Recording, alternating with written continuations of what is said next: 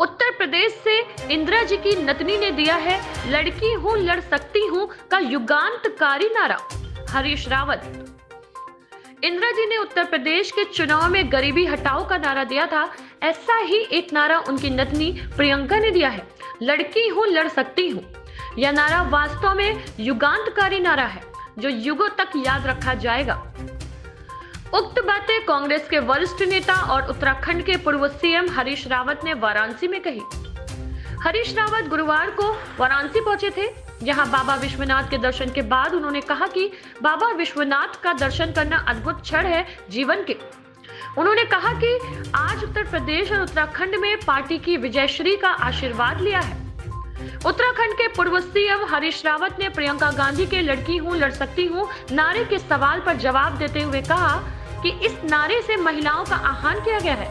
कहा गया है कि लड़की हूं लड़ सकती हूं तो ये सिर्फ चुनावी नारा नहीं बल्कि युगांतकारी नारा है। इस नारे को केवल कुछ सीटों पर चुनाव लड़ने तक सीमित नहीं किया जा सकता है।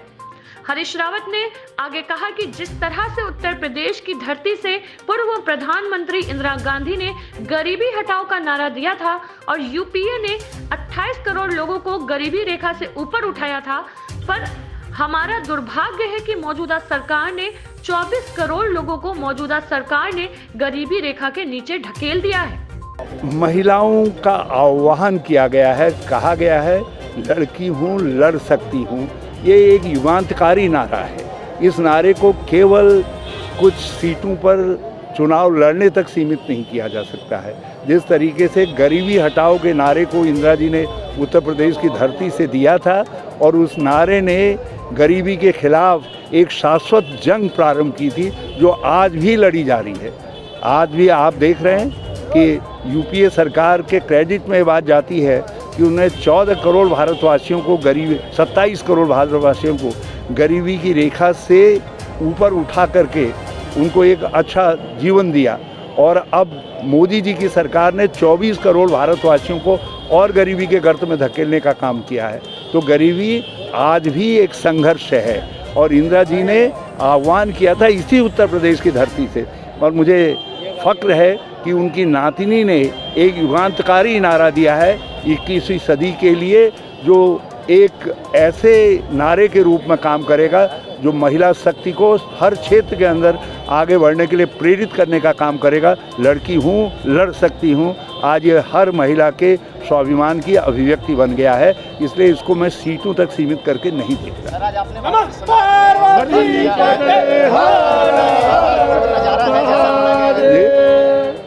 आपने बाबा विश्वनाथ जी में दर्शन प्राप्त किया है, सर कैसा लग रहा है, नज़ारा लग रहा है? अद्भुत। बाबा के दर्शन करना, महादेव के दर्शन करना, उनका स्मरण मात्र कल्याण कर देता है। मैंने भी जो है सबके कल्याण के साथ साथ अपनी पार्टी की श्रीवृद्धि के लिए यहाँ भी और उत्तराखंड में भी और देश में भी कामना किया, अपने नेतृत्व की श्रीवृद्धि के लिए कामना की।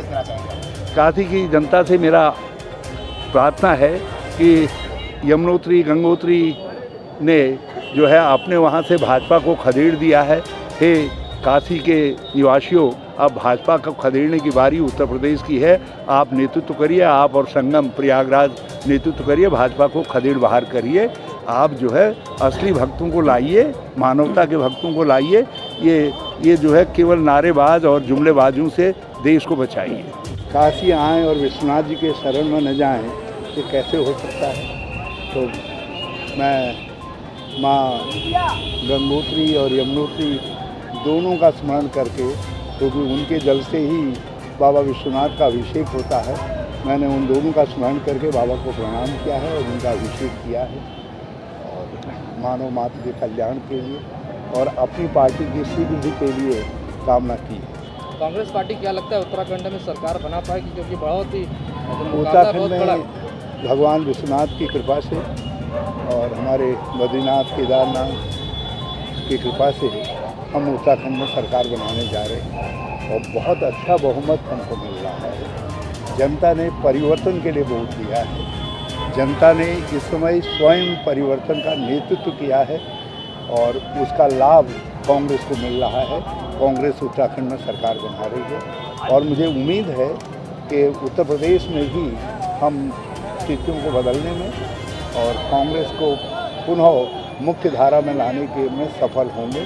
जिस तरीके से पिछले 2 साल में हमारे उत्तर प्रदेश के कांग्रेस के लोगों ने संघर्ष किया है, भगवान विश्वनाथ उनकी ज़रूर सुनेंगे और वो मुख्य धारा की एक बड़ी पार्टी के रूप में, एक बड़ी शक्ति के रूप में उत्तर प्रदेश के राजनीतिक स्थायित्व के लिए और उत्तर प्रदेश की गरिमा को जो कहीं खो गई है उसको पुनर्स्थापित करने के लिए, विकास को फिर से रास्ते पर लाने के लिए सफल होगी। हमको उतनी शक्ति, उतनी ताकत भगवान ने। सर, कर्नाटक में एक 10 मार्च के बाद आपने कहा है कि योगी आदित्यनाथ के लिए कुटिया बनाएंगे उत्तराखंड में। देखिए, हमारा उनके साथ बड़ा प्यार है और बड़ा आदर भाव भी है। हमारे, आप जानते हैं, वहाँ की धरती के बेटे हैं और आध्यात्म के लिए उन्होंने अपने आप को समर्पित किया है। लेकिन उत्तर प्रदेश में आकर के भाजपा के राजनीतिक प्रपंच में कहीं उनका आध्यात्म खो गया है लगता है। तो मैंने उनको स्मरण कराया है कि यहाँ से यदि जब पराजय मिलेगी, आप जो है फिर आइए और आध्यात्म की धरती उत्तराखंड के अंदर आप वहाँ कुटिया बनाइए, वहाँ से साधना करिए और बाबा गोरखनाथ जी की वहाँ अखंड धुनी है और उस धुनी में तपस्या करके मानववाद के कल्याण के लिए कामना करिए। तो एक उनका भाई और उनका एक शुभचिंतक होने के नाते और उन गुरु गोरखनाथ की परंपरा का एक साधक होने के नाते मैं इससे और बेहतर कामना क्या कर सकता हूँ। हम कोई सवाल नहीं कर रहे हैं। उस वीडियो को झुटलाया जा सकता है तो भाजपा झुटलाए ना। आखिर चुनाव पद्धति टेम्पर्ड क्यों हो रही है? चुनाव प्रक्रिया जो है पारदर्शी होनी चाहिए और वो बिना किसी प्रभाव के बाहर होनी चाहिए। इसी में लोकतंत्र का हित है, इसी में संवैधानिक लोकतंत्र की सुरक्षा है। तो कोई चीज़ संवैधानिक लोकतंत्र की सुरक्षा के रास्ते में आ रहा है, जिस तरीके का वीडियो है जो रास्ते में आता हुआ ही नहीं दिखाई दे रहा है बल्कि कई तरीके के प्रश्न खड़ा कर रहा है, तो उसको हमने इलेक्शन कमीशन के संज्ञान में डाला है। भाजपा क्यों बौखला रही है? चोर की दाढ़ी में तिनका। तो ये क्यों भाजपा की बौखलाहट अपने आप में सब कुछ कह रही है? हर चीज़ में सेना को आगे करना। अरे सेना तो सबकी है, उसको भारतीय सेना कहा जाता है, इंडियन आर्मी कहा जाता है। वो भाजपा की आर्मी नहीं है, वो इंडियन आर्मी है जिस पर हर इंडियन को, हर भारतवासी को, हर हिंदुस्तानी को गर्व है। उस गर्व को आप बांट नहीं सकते हैं, उसको टुकड़ों में विभाजित नहीं कर सकते हैं। और जो भी पार्टी ऐसा कर रही है वो देश का घोर अनहित कर रही है और भाजपा इस समय जो है सेना को बांटने की कोशिश कर रही है और इसलिए वो राष्ट्र का घोर अनहित कर रही है, भारत का घोर अनहित कर रही है। आज में घोटाले ही घोटाले हैं। अभी तो आप देखते जाइए 2024 आते आते तक इनके कई ज्यों ये कमज़ोर हो रहे हैं, लोगों को लग रहा है कि 2024 में इनकी विदाई होने जा रही है। तो जो लोग डर से दबे हुए थे वो अब सामने आकर के उन घोटालों का पर्दाफाश कर रहे हैं। और हम चाहते हैं हमारे देश का जो जागृत मीडिया है, इंडिपेंडेंट मीडिया है, वो साहस बटोरे और वो आगे आए, इन घोटालों के पर्दाफाश को लीड करने का काम करे। हमें आश्चर्य नहीं हुआ क्योंकि जहाँ कहीं भाजपा कमज़ोर पड़ती है तो उनके 3 सहायक हैं, ईडी, सीबीआई और इनकम टैक्स। तो वो उनका सहारा लेते ही लेते हैं।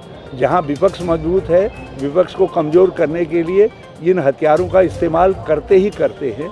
तो चुनाव में आने वाले राज्यों में पहले से ही इसका उपयोग करते हैं और कहीं बाद में कर रहे हैं। महाराष्ट्र के अंदर महत्वपूर्ण कुछ चुनाव होने जा रहे हैं तो उससे पहले ये धमाका करके भाजपा ध्यान हटाने की कोशिश कर रही है, लेकिन इससे उनको कुछ फ़ायदा नहीं होने जा रहा है। अब उनके इस खेल को, ईडी खेल को सब समझ गए। क्या आपको लगता है महाराष्ट्र में सरकार गिराने की भाजपा की कोई साजिश है?